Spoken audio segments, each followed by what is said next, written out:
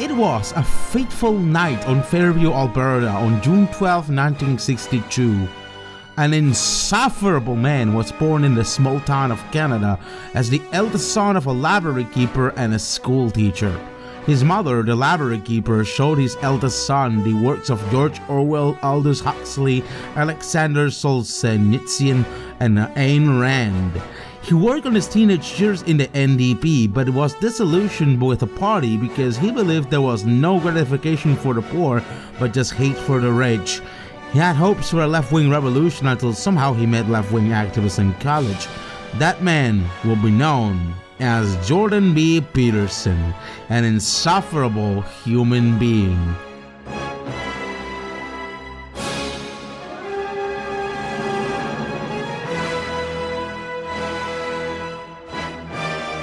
Yes, I know, there's too many videos hunking on Jordan Peterson, so many breadtubers already covered this man, and adding this one to the pile might not easily be tolerable for the huge amount of Peterson videos out there. However, I do feel obliged to make a video essay or documentary about Jordan Peterson right now because of multiple reasons really. One, I know you might have heard the news already, but Jordan Peterson was technically banned from Twitter for misgendering Elliot Page, which led to this little itty bitty YouTube tantrum that you might have meme already.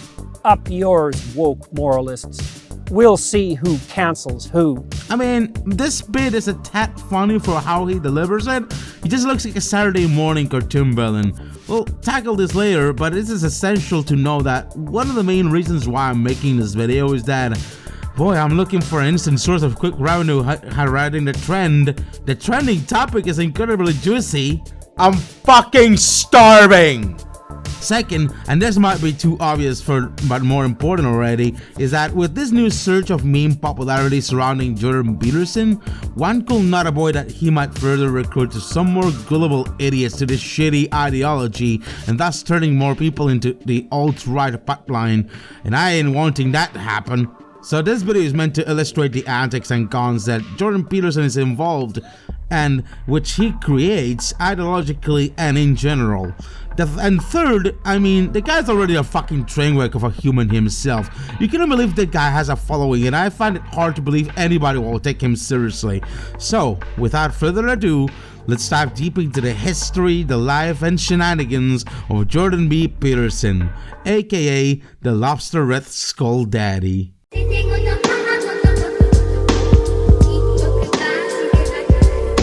So who is this Lobster King and what is he doing in my room? Well, Jordan B. Peterson is a Canadian clinical psychologist, a retired University of Toronto psychology professor, and an ultra-Kruppitarian per excellence. What's ultra-Kruppitarianism? Well, it's basically the Dunning-Kruger effect in terms of science, logic, and rhetoric, or so to speak, talking like you know about a subject while you don't know as much of it. It's basically a logical fallacy where Peterson is very much indulged. A lot. He claimed also that he was an evolutionary biologist and neuroscientist, which both claims are extremely false. As you might know, Peterson is a member of the intellectual dark web, which has been described as being a gateway to the alt-right. You know, he's in the same leagues as Sam Hyde, Joe Rogan, Stefan Molyneux, you know, a bunch of lovely people. He has written more than 90 peer-reviewed articles on clinical psychology, social psychology, and personality theory, claiming himself the title of an expert in those fields. However, Jordan Peterson is well known for his conservative views on religion, trans issues, and feminism, and for his incel and MGTOW-heavy audiences. Even though Peterson frequently makes morally questionable claims and engages in pseudoscience, his statements are usually incoherent, ambiguous, and jargon-ridden, sometimes sounding like a pedantic, vacuous bitch. This somehow allows him to handwave criticism towards him as mere misinterpretations of his babbling nonsense. This is pretty ironic, as he usually criticizes postmodernists for basically doing the same shit. He's well known in incel and MGTOW circles for giving them advice which boils down to obvious common sense recycled ideas by the Stoics and some fairly crummy bad advice. And this, my friends, will come in handy for the story I'll tackle known as the Deep Sleep.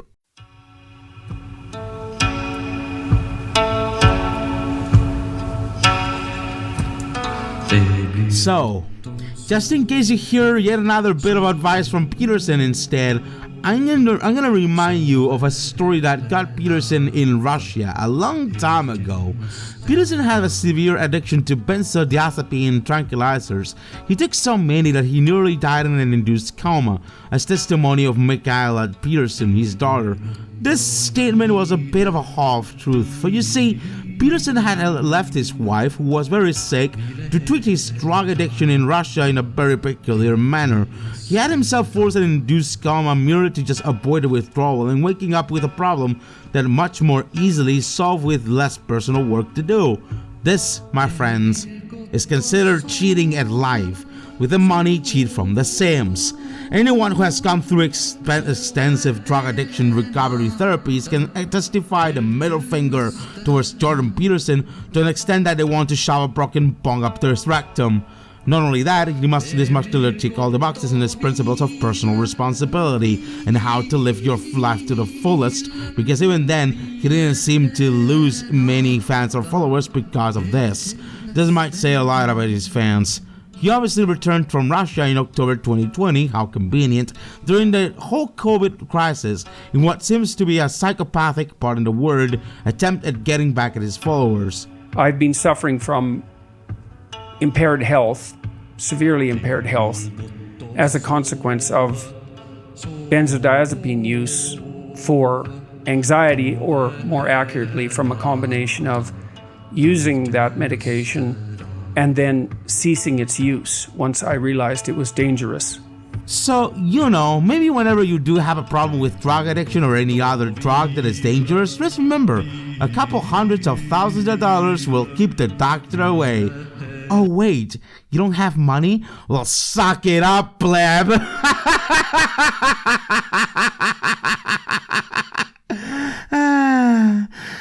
Piece of fucking shit. But now, let's go all the way back on where it actually started. It all started with a very Canadian story. In 2017, Bill C-16 added gender expression and gender identity to the list of protected groups in the Canadian Human Rights Act. This noticeably got Jordan Peterson mad.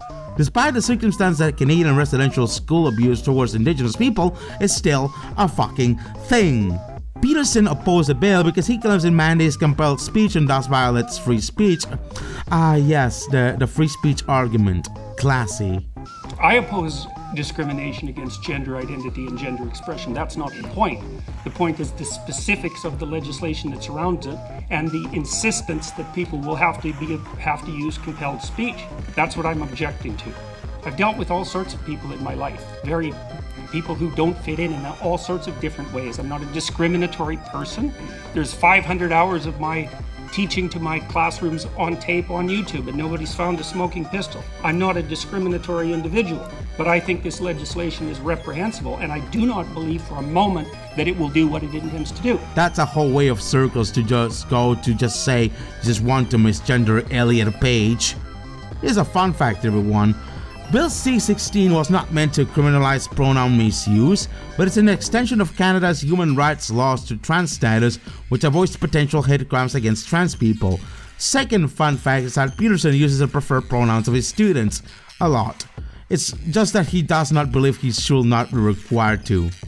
This sadly led to Peterson's rise to popularity amongst gender criticals and all sorts of beautiful people in the intellectual dark web due to his mere transphobic views. This, however, will lead to retaliation. In April 2017, Peterson's grant application for $399,625 over 5 years for his 3 graduate student salary, tuition, payments for research subjects, and travel expenses was rejected by the SSHRC. Peterson believed this was in retaliation for his statements against Bill C-16. As relevant, a far right-wing Canadian media personality who runs the Canadian equivalent to Fox News spearheaded an Indiegogo campaign to raise $73,325, the first year's worth of funding, within 30 days. The campaign has reached its goal in 1 day. We must talk about the impact Jordan Peterson had on reactionary fans and other reactionary pundits at that time. These statements that in Bill 616 resonated within especially transphobic people, whether it is conservative, alt-right or far-right, or even anything similar. It is really unsurprising that Jordan Peterson's fan base filled with similar reactionaries, and such fans like and support Peterson for his opposition stance against the bill, but also due to his views on the psychological difference between men and women, which is pretty much one of those sexist dog whistles reactionaries love and care about. He also garnered reactionary attention to his conservative values, being against the so-called postmodernist neo-Marxism and for defending Christianity. And it is extremely ironic how a clinical psychologist who will should be under a rational mind will defend a religion that imposes no rationality. On more than one occasion, Peterson has retweeted fans of his who were discovered to be alt-right or neo-Nazis.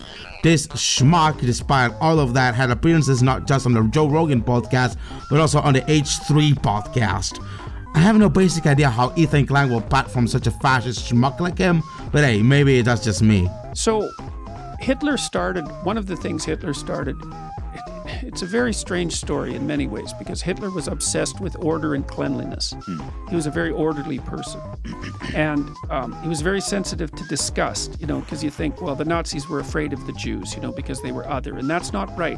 What's more accurate is that especially Hitler, he was very sensitive to disgust. That's what it looks like. And if you're disgusted by something, then you want to eradicate it. Right? If you're afraid of something, you want to run away from it. If you're disgusted by it, you want to burn it to the damn ground. You want to get rid of it. Clean up your room from the intermensch. Peterson is the incel king, holding particularly conservative views on sex, gender, and marriage. Peterson usually justifies his views as by claiming that he's opposing cultural marches that are essential to a shared Western narrative, or that he's just really worried about it. I don't see any regulating force for that terrible femininity, and it seems to me to be invading the culture and undermining the masculine power of the culture in a way that's, I think, fatal. I really do believe that. His desire is simple: for every single woman to be a mother by their 30s. Like, that's gonna be totally possible. He blames the birth control pill for the lack of mothers, and I just want to hear what Peterson believes on women who have testosterone and estrogen imbalance and have to be on the pill. Oh wait, he doesn't give a shit. Get a cream pie, bitch. Ugh. He even asserted that in a Vice News interview that women who don't want to be sexually harassed but wear makeup are hypocritical. How? Just how? It doesn't just stop there. During a discussion about the 2017 #MeToo wave of sexual assault allegations, Peterson offered the following insights. With all the accusations of sex assault emerging, for example, Louis C.K., we are going to soon remember why sex was traditionally enshrined in marriage. Wait, what does consensual sex outside marriage have to do with sexual harassment? They're not even linked. How precisely, exactly, do you know when there is consent? Does it need to occur at each step, as it now does in Canada? What precisely is a step? Okay, Kermit, that's a pretty loaded question, buddy. Okay, so what about marital rape? Well, I think that perhaps the problem will be that women get raped quite a bit in colleges. Do you feel like that's a problem? I don't think that that's a very good way of stating the problem. I don't know how to more clearly state the problem, which is that women get raped in college. The problem is that sexual behavior in young people is complex and dysregulated and often fueled by alcohol. And so all sorts of things happen that people regret and don't like, and we have no idea what to do about it. And so we're setting up a parallel judicial system to deal with it in a manner that's going to make things far worse. Wash your penis and get a job, JMAA. Hey-ho! Okay, sure. Fucking alcohol. Sure. Not a patriarchal system, mind you. Alcohol. Simple. What a galaxy brain. Well, hold on. I'm being whispered to my ear. Wait. Jordan Peterson has been accused of sexual assault 3 times? 3 times! Not 1, not 2, 3. I've been warned innumerable times not to have a discussion with the student, male or female, but it's the females that are of concern in this particular rule, with the door shut. And that's not like 6 months ago. That's not like 3 months ago. That's like advice from the last 15 years. But I don't listen to that because I think, sorry, I'm not living that way. But these things are tense. They're tense. And we won't talk about them intelligently and maturely. You know, I've also been accused 3 times in my career of sexual impropriety. Baseless accusations. And the last one really tangled me up for a whole year. It's not entertaining.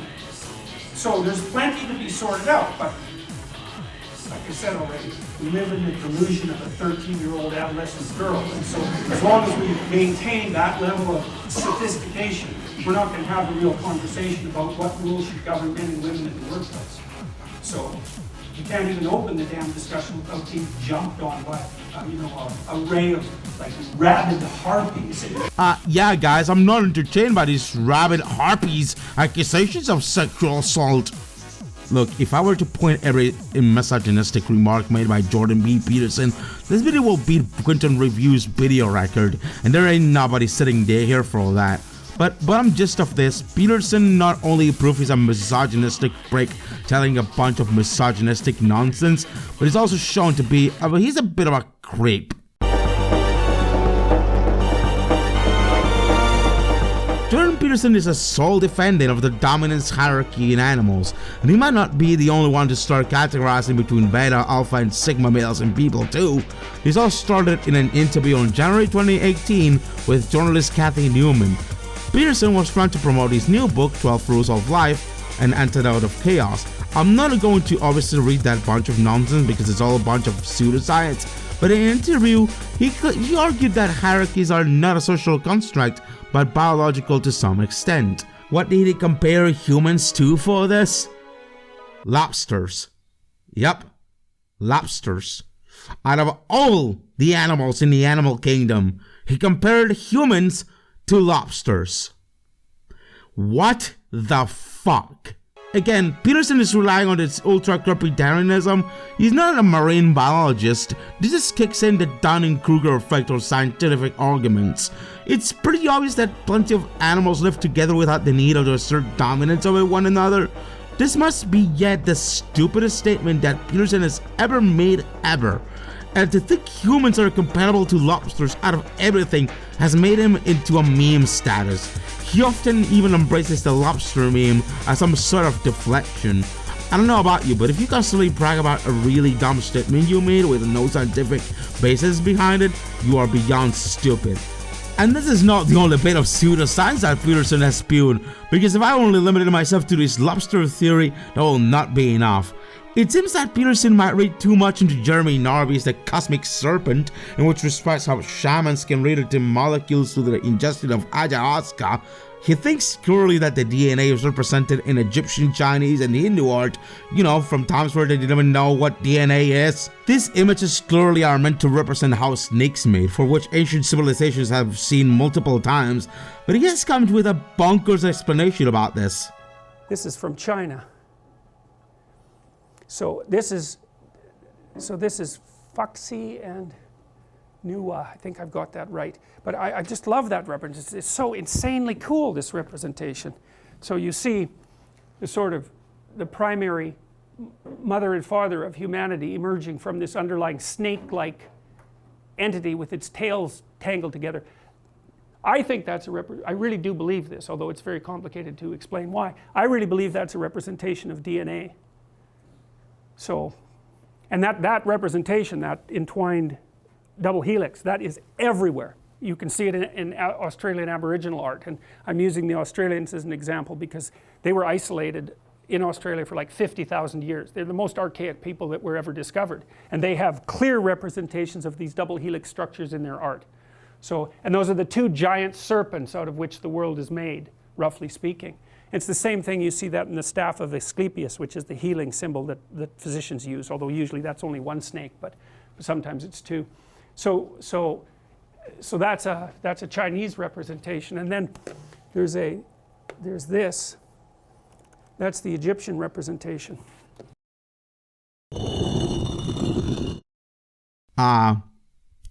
Peterson, only one slight issue.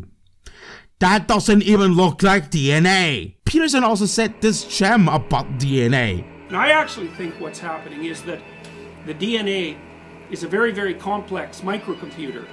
And I don't know exactly how it operates, but maybe it's a quantum computer. DNA, I don't know exactly how it operates. DNA is a microcomputer. DNA is a quantum computer. DNA is a very, very complex, and I don't know exactly how it operates. DNA is a microcomputer. DNA is a quantum computer. DNA, I don't know exactly how it operates. DNA is a microcomputer. DNA is a quantum computer. DNA is a very, very complex, and I don't know exactly how it operates. DNA is a microcomputer. DNA is a quantum computer. DNA, I don't know exactly how it operates. DNA is a microcomputer. DNA is a quantum computer. DNA is a very, very complex, and I don't know exactly how it operates. DNA is a microcomputer. DNA is a quantum computer. DNA is a computer. DNA is a microcomputer. DNA is a computer. DNA is very, very complex. DNA is a computer. DNA is a microcomputer. DNA is a computer. DNA is a quantum computer. DNA. Jeez. And you know what's worse? Is that I might get in trouble for this. And that doesn't end at all. Peterson might be a lover of free speech absolutism, but he sure loves to censor his critics for the most absurd reasons. Peterson, first of all, sued the Wilfrid Laurier University for defamation for having one of their students compare Peterson with Hitler footage. Peterson not only launched one but two defamation lawsuits against said university, but even then it's only okay when Peterson does it, which since he compared teacher Wilfrid Laurier to the Nazis, stating that accusing Peterson of gaining from the lawsuits was like saying that those who survived the Holocaust should be grateful to their oppressors for teaching them survival skills. Not only that, Peterson additionally threatened to file a defamation lawsuit against Kate Mann, who accused him of misogyny in a critical book review of 12 Rules of Life. He called an arrogant, racist son of a bitch to Pankaj Mishra for another negative review of the book, and threatened to slap Mishra should they ever meet in person. And in 2021, in response to some Twitter shitposter who made fun of Peterson Spencer's addiction, he called him a sanctimonious, slandering, arrogant, careless little prick, and said the poster should need offenses should they meet face to face, implying Peterson will get physically violent. It should be pretty obvious that Peterson will do everything and anything to censor criticism towards him, despite him being the so-called champion of freedom of speech. And the day this video gets in trouble, I think I'll be ready to fight it teeth and nail. So come at me, Lobster King, because I'm not done here.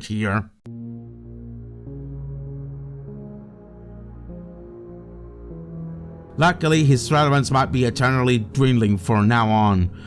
As you might know, Peterson had 1.9 million followers on Twitter, soon squandered for his mishaps, and this is related to him misgendering Elliot Page on Twitter. On July 1st, 2022, he got banned from Twitter, technically for doing so. I say technically because even though it's a temporary suspension, he refuses to delete said tweet, leaving him without being able to lift his suspension anytime. But the time to be through on YouTube eventually is golden meme material. Up yours, woke moralists. We'll see who cancels who. Apparently this is not the only time Peterson has been cancelled. On October 21st, 2017, he had 6,099 patrons on his Patreon, receiving around $67,000 a month. But on January 15th, 2019, Peterson closed his Patreon account to protest Sargon of Akkad's ban on Patreon, for which Sargon has been banned for violating Patreon's guidelines against hate speech for insulting his alt-right critics with F-slurs and N-words in a bizarre attempt to turn the tables on them before being mass-reported by alt-right goons. Peterson suggested forming a free speech alternative to Patreon, possibly taking bitcoins, and given how other previous experiments in free speech such as 8chan, YouTube, and Gap turn out, one already can wonder if anything goes wrong with that. It should be pretty obvious that without solid income and without a platform to spread his diatribe on, Peterson will soon die off in relevance, like so many of his intellectual dark web peers, forever mocked at and forever not being taken seriously save for his remaining fans. And you know what? That's funny. That's really funny. We'll definitely see who cancel who, Peterson.